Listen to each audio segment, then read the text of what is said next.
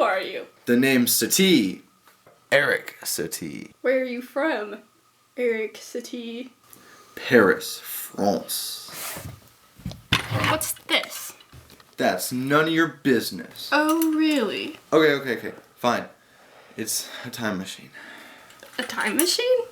Yes, it's a time machine I got from a German fella. Heinz? When are you from? 1882. So, why are you here? Now. Okay, if you must know, I got kicked out of the conservatoire because I was a poor composer and I need musical inspiration. Musical inspiration? I might be able to help you. Close your eyes.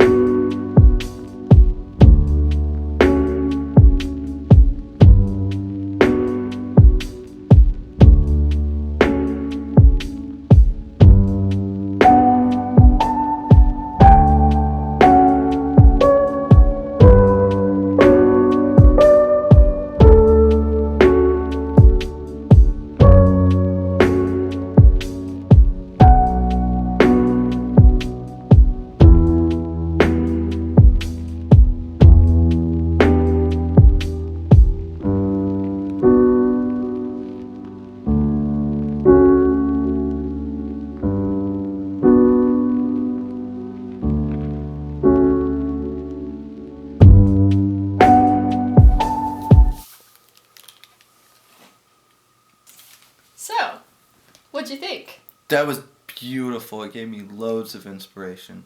But I must continue my journey. As long as it gets you out of my house.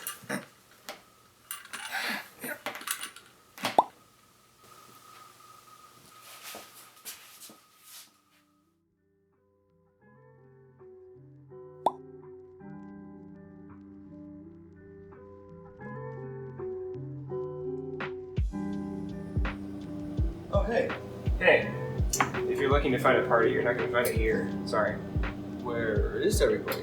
There's a lobster fest downtown, you know. Lobster. Ooh, that sounds pretty good right now. Can I get a lobster? Are you serious right now? I've had enough of these people. The lobster's been proven to be the best, most greatest animal of all time by the scientific community. And you want to eat one of them? Get out. You're out of here. Out. Done.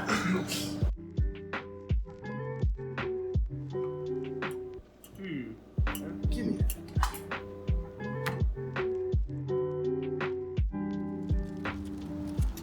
Hey, why are you walking a lobster? It's the greatest animal on planet Earth. Do you not know that lobsters are the only animals left on planet Earth besides humans? I mean, Why is that? well, you know, back in, what was it, 2019, 2020, there was a virus called COVID-19 that was caused by the bats, so we eradicated them. Well, anyway, after that point, there were tons of variants of COVID. We're up to like COVID, 273 now? At any rate, every animal has caused some form of COVID, except lobsters and humans. But lobsters are even better than humans because they've never even caught the virus. I mean, these are literally the greatest animal ever. Well, do you mind if I walk him? Sure. Have a go.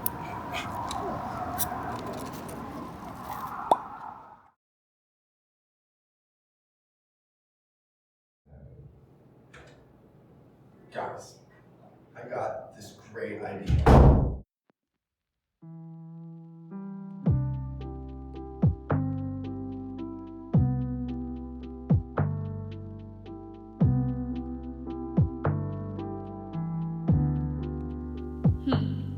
I wonder whatever happened to him.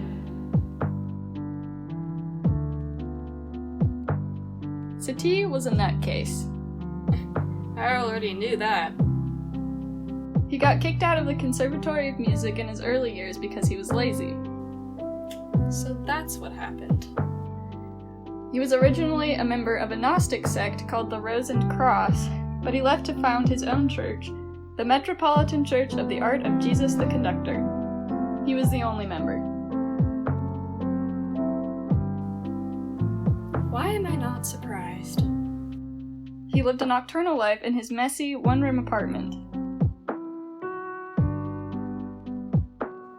Allegedly, he was seen walking a lobster through the streets of Paris. He invented background music. It was called furniture music and was intended to be played, but not attentively listened to.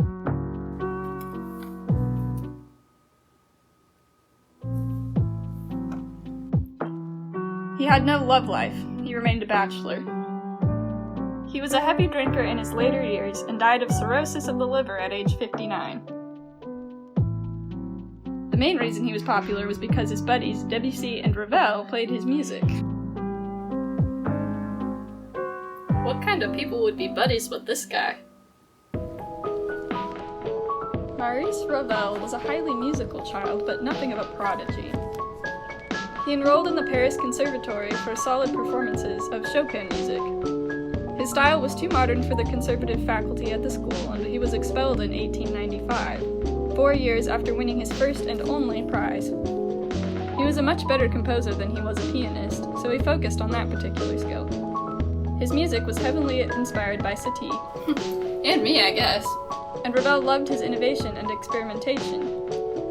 In 1897, after some compositional maturation, Ravel made it back to the conservatory, but he was kicked out again for pretty much the same reason as the first time. Fail me once, shame on you. Fail me twice, shame on me. Fail me 3 times. Well, I didn't get a third chance.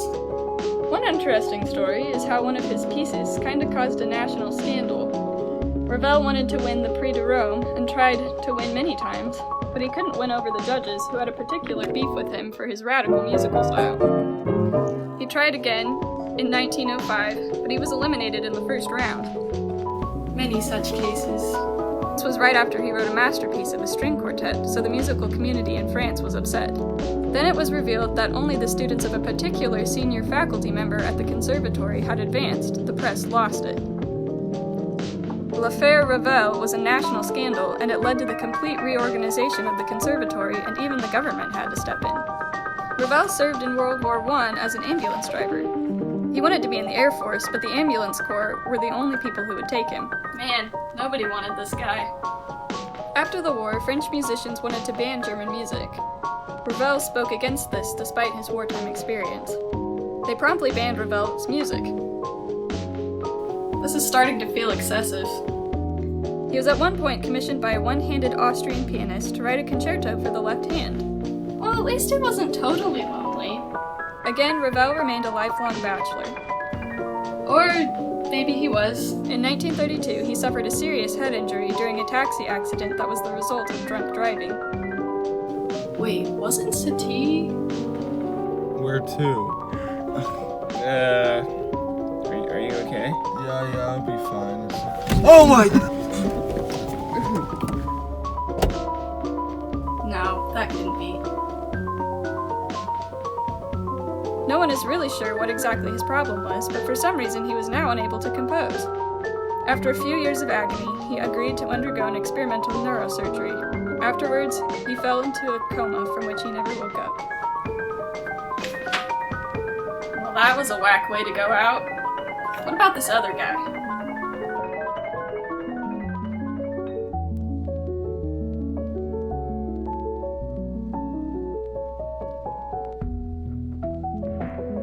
Claude Debussy was an excellent pianist, even at an early age.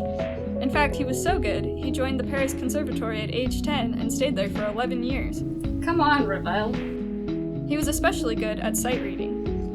In 1887, he managed to win the Prix de Rome despite him beginning to develop his innovative compositional style. He ultimately found himself bored in Rome. He was unable to maintain an affair he'd been having with a married woman in France, and he found the musical environment in Rome to be uninspiring. He did get to meet Liszt, however, and the two were friends for a time. After he returned to Paris, he became a mutual admirer and friend of one Eric Satie. I wonder if... After a time, both their fan groups debated ruthlessly over which composer inspired the other. I inspired both of them. Although this argument didn't make a whole lot of sense. Actually, the two men were just very different composers. Many critics lumped him in with Ravel and Satie with the term Impressionism, but Debussy hated the term. He thought that the critics who called him an impressionist were too dumb to understand his style. It was too rad. It may be more accurate to call him a symbolist. He completely ignored the typical conventions of counterpoint in order to get the precise sound that he wanted. He was interested in scales outside the major and minor, like the pentatonic and octatonic scales, church modes, and the whole tone scale. He may have been the one that made the whole tone scale stereotypically associated with the dream sequence. One time, a man named Marcel Proust threw a dinner party for Debussy, but Debussy didn't show. In a letter explaining his absence, Debussy simply said, "You know I'm an oaf."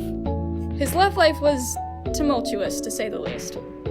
6 years after returning from Rome, Debussy began a relationship with a tailor's daughter, Gabrielle Dupont, and began living with her. A year later, while still living with Dupont, he met and proposed to a singer named Therese Roger. The engagement was met with criticism. Many criticized his treatment of both women. His relationship splintered after this point. Tumultuous was right. A few years after that, he met his wife, Marie Rosalie Texier, whom he called Lily. He was crazy for her at first. He even threatened suicide if they didn't get married. The marriage was doomed from the start, however. Surprising? He began to hate her intellectual limitations and her lack of musical knowledge. It was near the end of the relationship that Debussy fell in love with a woman named Emma Bardak. She was rich, beautiful, and an accomplished singer. It didn't take long for Debussy to ship Lily to her parents' home and take Emma away. He soon wrote to Lily, saying their marriage was over. In despair, Lily shot herself in the chest with a revolver, but failed to kill herself. She lived in pain with a bullet lodged in her vertebrae for the rest of her life. Well, shoot. This scandal severed most of the friendships that Debussy hadn't already lost. He fathered one daughter with Emma before divorcing her as well, creatively named Claude Emma. Debussy adored her, and much of his music at the time was inspired or dedicated to her. This one happy relationship was not to last. Debussy was diagnosed with rectal cancer and battled it for 9 years before passing away on March 25, 1918. Tragically, his daughter died a year after he did.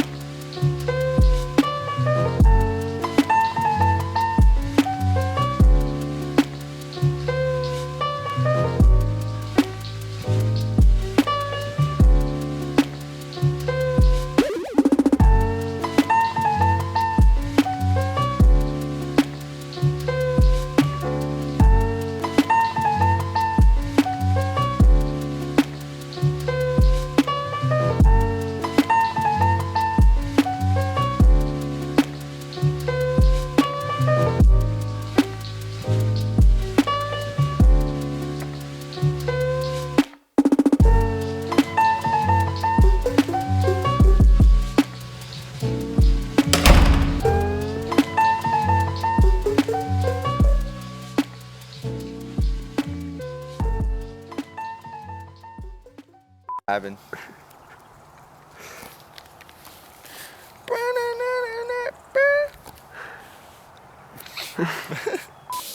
Hi, Daisy. Hey, Tessa.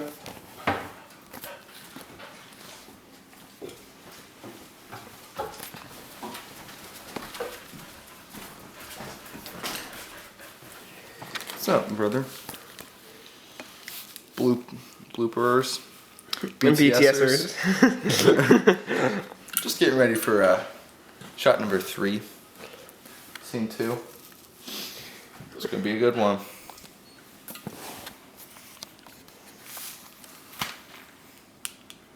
Tessa's a little shocked at. Actually, lol. That's Stacy. Lol. Joke's on you. Sorry.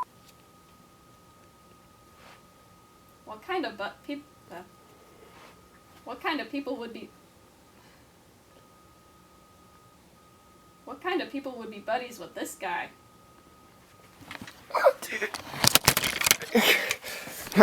my legs got real.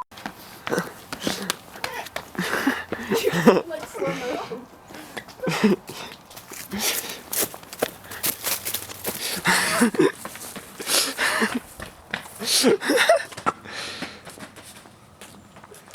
We're in focus now.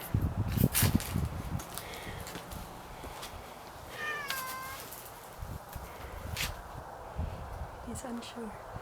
Here we see Thomas in his natural habitat.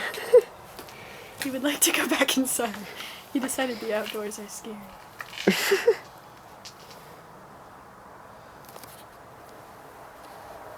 Kitty.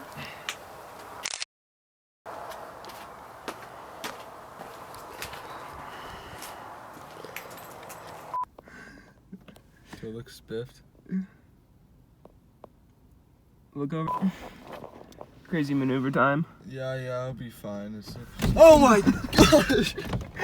Oh, sorry, I smiled. I'm silent. It's really fine.